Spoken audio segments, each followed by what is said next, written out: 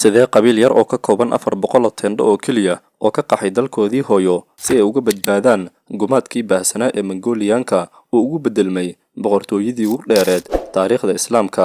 Boqortooyo xukumi doonta saddexda qaaradood, haysan doonta caasimadaha ugu waaweyn caalamka, calankeeda cas uu ka dalbaban doona bariga iyo galbeedka. Tani maahan oo keliya sheeko khayaali ah ama sifo bonboonin ah, waa xaqiiqadii dhalashadii dowladdii Cusmaaniyiinta. ku soo dhawaada xalqadeennii koowaad ee taxanaha taariikhda Cusmaaniyiinta.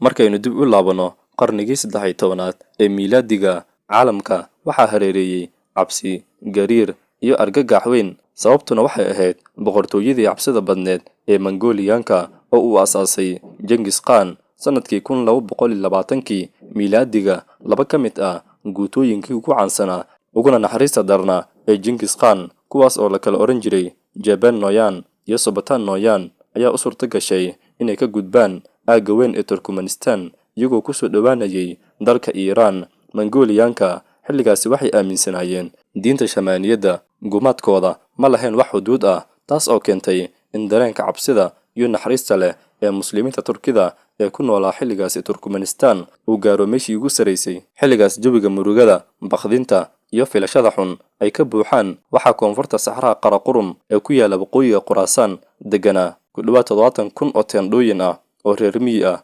teendhooyinkaasi waxaa ku noolaa qiyaastii nus milyan oo qof oo ah dad Turki ah oo haddana Muslim ah. dadkaas tirada badan dhexdooda waxaa ku jiray qabiil ama oday dhaqameed oo la oran jiray Kayi. si ay uga badbaadaan halista gumaadkii Mongolianka ee ku soo dhawaanayay, qoysaskan tirada badan waxay ku qasbanaadeen inay ka guuraan dalkoodii hooyo, waxayna ka gudbeen dalka Iiraan iyagoo u soo dhawaaday dhanka Anatolia, meesha uu ku yaalo Turkiga maanta. si kastaba ha ahaatee, dhammaantooda uma aysan gudbin Anatolia.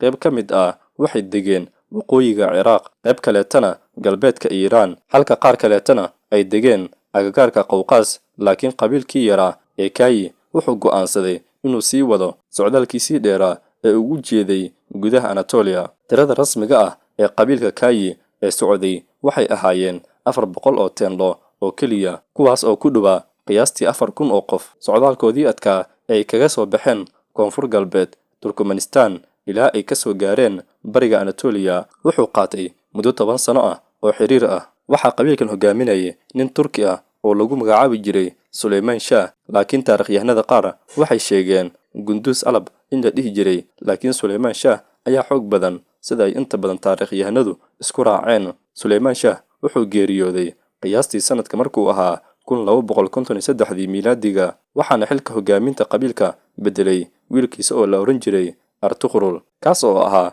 aabihii dhalay amiirka qabiilka ee Cusmaan oo ah ninka ay dowladda magaciisa qaadan doonta. si aan u fahanno deegaanka ay soo galeen qabiilkii Kayi, waa inaan eegnaa xaaladda siyaasadeed ee Anatolia ka jirtay. Anatolia xilligaasi waxay ahayd meel ay ka jireen loolan, dagaalo joogto ah, waxayna u qaybsaneed maamulo yaryar oo xuduudoodu isku dhow yahay, iyadoo awoodda ugu weyn ee muslimiinta halkaasi ka jirtay ay ahayd dowladdii Saljuuqiyiinta ee Konya. intii lagu guda jiray muddadaasi ay qabiilku soo galeen dhulkaasi, waxaa aagga Yaashijaman oo ku taal waqooyi bari ee dalka Turkiga maanta, gaar ahaan aagga Erzincan, ka dhacay dagaal aad u weyn oo saameyn xoogan ku yeeshay taariikhda. dagaalkani wuxuu u dhexeeyay suldaankii Saljuuqiyiinta ee Konya, Jalaaluddin Khwarazmshah, oo ahaa qarankii Turkmenistan. markii uu dagaalka muddo socday, suldaankii Saljuuqiyiinta ee Konya wuxuu qarka u fuulay in laga guulaysto oo ciidankiisii la jebiyo. halkaasi waxaa si lama filaan ah ugu soo dhex muuqday qabiilkii Kayi oo uu hogaaminayay Sulayman Shah. qabiilku waxba ugama jirin bilowgii dagaalka, kamana aysan warqabin sababaha rasmiga ah ee la isku hayo, laakiin sababta la xiriirta garab istaagga qofka daciifka ah iyo u gargaaridda qofka dhibaataysan waxay si toos ah u soo galeen dhexda dagaalka, iyagoo hiil iyo gargaarba la safnaa dhankii daciifka ahaa ee qarka u saarnaa guuldarada. soo galka qabiilka Kayi wuxuu sababay in xaaladda dagaalku isbeddesho. suldaankii uu ka kaco jilbihii guuldarada, sidaasna uu ku helo guul weyn. suldaankii Konya markii uu guulaystay kadib wuxuu ogaaday in qabiilkani sharafta leh ee u soo gurmaday ay yihiin dad reer miyi ah oo raadinayo dhul ay degaan markii uu suldaanku uu ku arkay dadkani dhiiranaan xoogganaan dabiici ah iyo xeelado xagga dagaalka ah wuxuu go'aansaday inuu abaalmarin ahaan u siiyo dhulka xuduudda oo ku yaala darafka u dhexeeya saldanadiisii saljuuqiyiinta iyo boqortooyadii weyneed ee Byzantiniyiinta. dhulkani uu suldaanku u siiyey marka la eego qariirada adduunka ee maanta waxa uu ku kulmaa gobolka Eskisehir, Bilekji iyo Kutahya ee dalka Turkiga maanta. dhulkan xuduudda ah ee loo qoondeeyey qabiilkii Kayi wuxuu markii hore ahaa mid aad u yar sida ay taariikhyahanadu sheegaan. baaxadda dhulkaasi xilligaasi la siiyey qabiilkii Kayi wuxuu qiyaastii ahaa 2,000 oo kiiloomitir oo keliya oo laba jibaaran markii uu geeriyooday Sulaymaan Shaah sanadkii 1253 oo ku beegneed qiyaastii xilligii uu Genghis Khan uu dhimanayay. wiilkiisa Artugrul ayaa la wareegay hogaaminta. Artugrul wuxuu muddo dheer ku soo jiray jihaad iyo dagaalo joogto ah uu la galayay dariskoodii Byzantiniyiinta, wuxuuna ku guuleystay inuu dhulkii yaraa ee qabiilka ka ballaariyo 2,000 oo kiiloomitir isaga markii uu geeriyoonayay qiyaastii 4,800 oo kiiloomitir oo laba jibaaran. tani waxay ahayd baaxaddii dhuleed ee saxda ahayd ee uu wiilkiisa Cusmaan uu ka dhaxlay markii uu dhimanayay Artugrul. markii uu Artugrul geeriyooday, suldaankii Konya wuxuu soo saaray wareegto rasmi ah oo uu amiirka qabiilka Cusmaan uu ugu magacaabayo inuu bedelo aabihiisa. Cusmaan xilligaasi wuxuu ahaa nin dhalinyaro ah. wuxuu xilka hogaaminta qabiilka Kayi la wareegay isagoo jira 23 sano oo keliya. xaaladda siyaasadeed iyo maamul ee Amiir Cusmaan ee ku xardhoweyd waxay ahayd mid aad u yaab badan. Cusmaan wuxuu ahaa amiir xuduudeed oo hoostaga maamulkii Konya, muddo kadibna hoostagay Kutahya. labada maamulba waxay si dadban u hoos fadhiyeen dowladdii weyneed ee Ilkhaaniyiinta oo xaruntoodii ahayd Tabriis. Tabriisna waxay iyaduna hoos tagtay Kubayli Khan oo ahaa wiilkii uu dhalay Genghis Khan, kaasoo caasimadiisu ahayd magaalada Beijing oo ah caasimadda Shiinaha ee maanta. qaankani wuxuu xilligaasi xukumayay qaybta ugu weyn ee qaaradda Aasiya iyo bariga Yurubna saameyn weyn ku lahaa. inkastoo awooddaasi weyneed ay jirtay, haddana aagga yar ee xuduudda ee Cusmaan wuxuu lahaa dabeecad u gaar ah oo u oggolaanaysa inuu si madax bannaan u faafiyo aas-aaska dowladda cusub. Amiir Cusmaan markii uu la wareegay maamulka wuxuu ahaa qof caqli badnaan iyo aragti fog saaxiib la ah.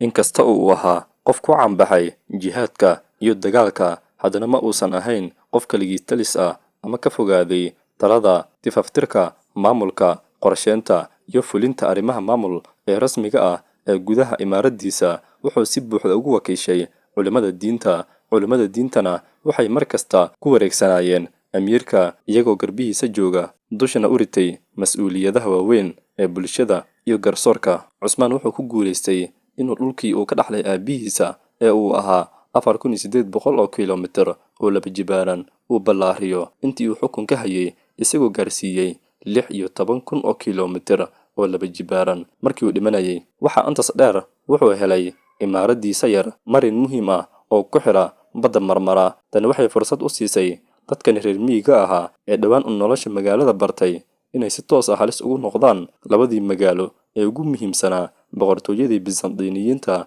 ee xilligaasi, kuwaas oo kala ahaa Zinik iyo Borsa. geeridii hogaamiye Cusmaan waxay timid iyadoo wiilkiisii Orhan uu ku guda jiray go'doomin uu ku hayay magaaladii Borsa si uu u furto. Cusmaan isagoo saaran sariirtii dhimashada wuxuu wiilkiisii Orhan u reebay dardaaran taariikhi ah oo aad u weyn, kaas oo uu qoray taariikhyahankii caanka ahaa ee Cusmaaniyiinta Cashiq Jalabi. dardaarankaasi wuxuu noqday nalka ay ku hogaamin doonaan Orhan iyo dhammaan salaadiintii ka dambeysay ee rasmiga ahayd ee dowladdii Cusmaaniyiinta. aan eegno dardaarankii Cusmaan uu u reebay wiilkiisii, kaas oo muujinayo hanka iyo dabeecadda dowladnimada dhalatay. wiilkaygiiyow, iska ilaali inaad ku mashquusho wax aanu amrin Allah, caalamka rabbigiisa ah. haddii ay kula soo gudboonaato maamulka dhexdiisa mushkilad weyn, ka dhig talada culimada diinta meel aad u soo laabato. wiilkaygiiyow, sharaf ku dhowr qof kasta oo kuu hoggaansama, u nimcay oo wax sii ciidanka, yuuna shaydaanku kugu duufin ciidankaaga iyo maamulkaaga.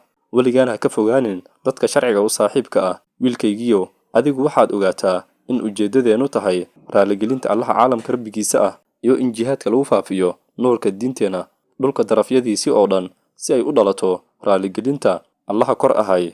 wiilkaygiiyow, nagama mid ahan kuwa kiciya dagaalada, rabitaan xukun ama ismuujin shakhsi iyo awooddiisa dad. Sababtoo ah anigu islaam ayaan ku noolnahay, islaamka dhexdiisa ayaan u dhimanaynaa. Tan wiilkaygiiyow waa waxa aad adigu u qalanto. Dardaarankani wuxuu ahaa kii u horseeday Cusmaaniyiinta inay xoogga saaraan cilmiga, dhisidda xarumaha aqoonta, daryeelka ciidanka iyo ixtiraamka culimada. Tallaabadii ugu horeysay ee lagu fulinayo dardaarankaasi waxaa qaaday wiilkiisa Orhan, kaasoo aasaasay jaamacaddii ugu horeysay ee Islaami ah ee dowladdii Cusmaaniyiinta, wuxuuna sidoo kale dhisay ciidankii ugu horeeyay ee nidaami ah ee taariikhda caalamka soo mara.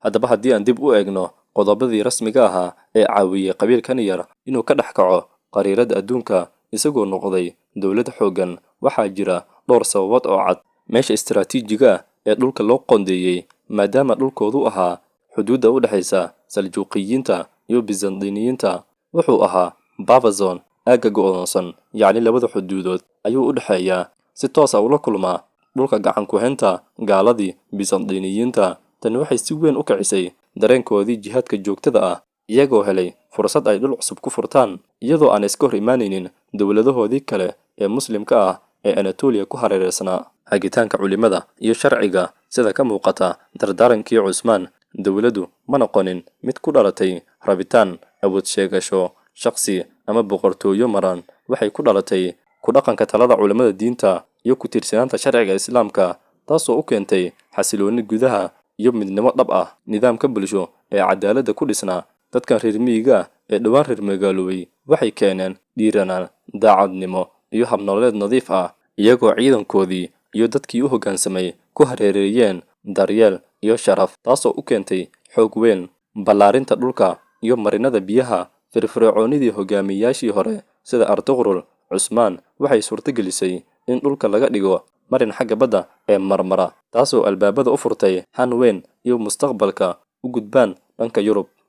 Halkani waxaa ku dhammaaday qaybtii koowaad ee dhalashada qabiilkii yaraa ee Kayi, oo ka koobnaa 400 oo teendho oo keliya, kuwaas oo aaminsanaa diinta iyo cadaaladda, ku dhisayna 16,000 oo kiiloomitir oo laba jibaaran xilligii uu Cusmaan Qaasi geeriyooday. Laakiin sheekadu halkaas kuma dhammaanayso. Tani waxay ahayd abuurkii koowaad. Sidee bay imaarad yar ugu guulaysan doontaa inay u gudubto dhanka Yurub, iyo sidee buu u dhalan doonaa suldaankii koowaad ee rasmiga ahaa ee qaadan doona ciwaanka uu u bedeli doono imaaradda boqortooyada ama suldaankii weynaa? Waa wiilkii uu dhalay Cusmaan, waana cutubyada xiisaha leh ee inoo furi doona albaabada taariikhda xalqadaha soo socda. Haddii aad tahay qof jecel taariikhda iyo dhacdooyinka, subscribe saar, riix batonka like-ta. Ilaa iyo xalaqada xigta, iyo nabadgelyo.